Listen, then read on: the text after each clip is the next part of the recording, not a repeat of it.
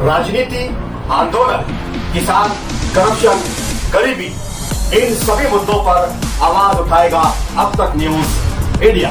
सत्ता के आगे जब भी सवाल कमजोर पड़ने लग जाए तो सवाल उठाने पड़ते हैं। बोल के लफ्ज आजाद है तेरे, बोल के सच जिंदा है अब तक। मालेगांव शहर में सबसे पहले बीजेपी के किरीट सोमैया आए और उन्होंने मालेगांव शहरियान पर कई तरह का इल्ज़ाम लगाया। ख़ास तौर से बांग्लादेशी और रोहिंग्या कि यहाँ पर हज़ारों की तादाद में बांग्लादेशी और रोहिंग्या है। जब ये मामला चल रहा था और सरकार ने उसी बात पर रोहिंग्या और बांग्लादेशी की बात को भुनाने के लिए एक SIT बैठा दी और उसके फ़ौरन बाद छावनी पुलिस स्टेशन में 2 FIR हुई। पहली FIR की चार्जशीट 15 दिन पहले आई, उसमें भी कोई ऐसा इल्ज़ाम चार्जशीट में साबित नहीं कर पाई पुलिस कि कोई रोहिंग्या या बांग्लादेशी है। उसके बाद कल जो दूसरी चार्जशीट दाखिल हुई, आज माइनॉरिटी डिफेंस कमेटी के वकीला वो चार्जशीट निकाले, अब उसकी स्टडी कर रहे हैं। लेकिन जो मोटी मोटी बात उसमें समझी कि उसमें भी एक भी बांग्लादेशी या रोहिंग्या पुलिस ने साबित नहीं कर पाई। मैं ये पूरे मामले में हर वक्त ये बात बोलता रहा हूँ कि पुलिस डिपार्टमेंट हर सवाल पर प्रेस कॉन्फ्रेंस लेती है। कोई भी मामला होगा तो पुलिस प्रेस को बुलाएंगी और अपनी बात रखेंगी।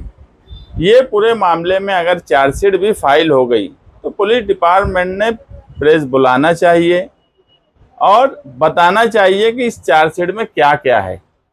सबसे अहम सवाल जो है कि क्या बांग्लादेशी या रोहिंग्या पूरी इंक्वायरी में छावनी पुलिस स्टेशन के इनको कोई मिला क्या, या किसी के ऐसे कागज पत्तर मिले क्या, तो ये चार्जशीट में हर हाल में आए होते, मगर कोई भी ऐसा सबूत नहीं है।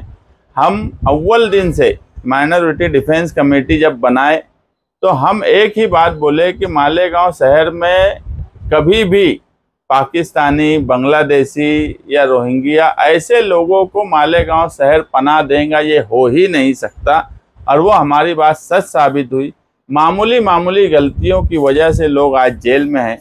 तकरीबन 40 लोगों पर FIR हुई है, कई ख्वातीन जेल में हैं। ये हमारे लिए भी अफसोस की बात है कि अभी तक उनकी बेल नहीं हुई, मगर हमने अभी हमारे एडवोकेट अब्दुल अजीम खान जो सीनियर वो हज पर हैं, पीछे एक मीटिंग बुलाकर हमने मर्चेंट वकील को भी साथ में जोड़ा। Advocate Arif, advocate Tausif, advocate Amin, ये हमारी पूरी टीम है और मर्चेंट वकील को भी जोड़े हैं। अब दूसरी चार्जशीट आने के बाद अब फ़ौरन हम लोग बेल रखने की तरफ जाने वाले हैं, ताकि जो लोग 3.5-4 महीना तकरीबन हो गया है जेल में रहते हुए, वो लोग जल्द से जल्द रिहा हो। क्योंकि मिस्टेक कितनी है कि कारपोरेशन से जो पावती मिलती है कि तुम्हारा यहाँ पे जन्म तारीख का नोन नहीं है, वो बोला गया है कि वो पावती बोगस है या गलत है। अब वो गलत है कि नहीं है ये तो जुडिशियरी तय करेगा, मगर इतनी मामूली मिस्टेक के ऊपर जिस पर फाइन या पेनल्टी लगा के भी छोड़ा जा सकता है, उनके दाखिले रद्द कर दिए गए और उसके बाद आज लोगों को जेल में बंद रखा गया है। ED जैसी एजेंसी की कार्रवाई मालेगांव शहर में इतने मामूली मामले में होती है, जिसमें 2-5 लाख का जो चार्जशीट में दिख रहा है कि ट्रांजैक्शन जो है वो भी कोई बहुत बड़ा ट्रांजैक्शन नहीं है कि चलो करोड़ों अरबों का ट्रांजैक्शन है। 2-5 लाख के ट्रांजैक्शन में अगर ED आती है तो हम ये मानते हैं कि हिंदुस्तान की इतनी बड़ी एजेंसी ED, उसका खुद कद घटा जब वो मालेगांव शहर में आकर इंक्वायरी की।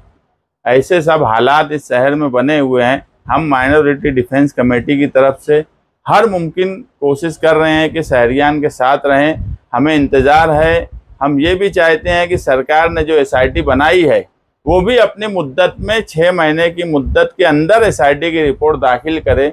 जो दाग इस शहर पर बांग्लादेशी और रोहिंग्या के नाम से लगाया जा रहा है, वो दाग हम हर हाल में धोएंगे और हमें यकीन है कि ये मालेगांव शहर में नहीं हो सकता बांग्लादेशी और रोहिंग्या। छावनी पुलिस स्टेशन के जो 2 गुना है, सबसे पहले CR नंबर 40/2025 में 29 अप्रैल को चार्जशीट फाइल हुई और उसका स्पेशल सेशन केस नंबर 85/2025 बना। CR नंबर 51/2025 में 2 दिन पहले पुलिस ने चार्जशीट फाइल की थी। आज उसका special session case number 100/2025 number पढ़ने के बाद हमको उसकी कॉपी मिली है। हम इंशाल्लाह 1-2 दिन में उसका बारीक बीनी से मुताला करेंगे। अगर दोनों चार्जशीट देखी जाए तो ये आप देख सकते हैं, ये CR नंबर 40 की चार्जशीट है और ये CR नंबर 51 की चार्जशीट है। तहसील ऑफिस और कॉर्पोरेशन के जो गवर्नमेंट सर्वेंट के स्टेटमेंट रिकॉर्ड किए गए हैं, कुछ सर्वेंट के स्टेटमेंट अभी हमने जो देखे हैं तो दोनों चार्जशीट में अलग अलग स्टेटमेंट हो रहे हैं, जबकि दोनों केस एक जैसे ही है। CR नंबर 40 में जो एलिगेशन आरोपी के खिलाफ है, जो स्टेटमेंट दिया है गवर्नमेंट सर्वेंट ने, CR नंबर 51 में भी वैसे ही है। दूसरी FIR करने की पुलिस को कोई ज़रूरत नहीं थी, लेकिन पुलिस ने दूसरी FIR भी की और अब चार्जशीट भी फाइल कर दी गई है। CR नंबर 40 में टोटल जो है वो आरोपी जो किए गए हैं 20 आरोपी किए गए हैं, जिसमें 9 लोग अरेस्ट है। उसमें जो है 2 लोगों को सुप्रीम कोर्ट से इंटरिम बेल मिली है, एक आरोपी को बेल हुई है और बाकी जो है 8 लोगों को फरार बताया गया है। वैसे ही CR नंबर 51 में जो है टोटल 21 लोगों को आरोपी बताया गया है, जिसमें से 10 लोग जो है जेल में हैं और उसमें जो है एक आरोपी नंबर 4 है जो FIR दाखिल करने से पहले ही इंतकाल हो चुका है उनका, ऐसा पुलिस ने चार्जशीट में बताया है। 4 लेडीज़ को जो है नोटिस देकर छोड़ा गया है और 51 नंबर की FIR में 6 लोगों को फरार बताया गया है। इंशाल्लाह हम दोनों चार्जशीट का और बारीक बीनी से मुताला करके एडवोकेट मर्चेंट से हम बात करके इंशाल्लाह पीर के दिन से जो है ज़मानत दाखिल करने की पूरी कोशिश करेंगे।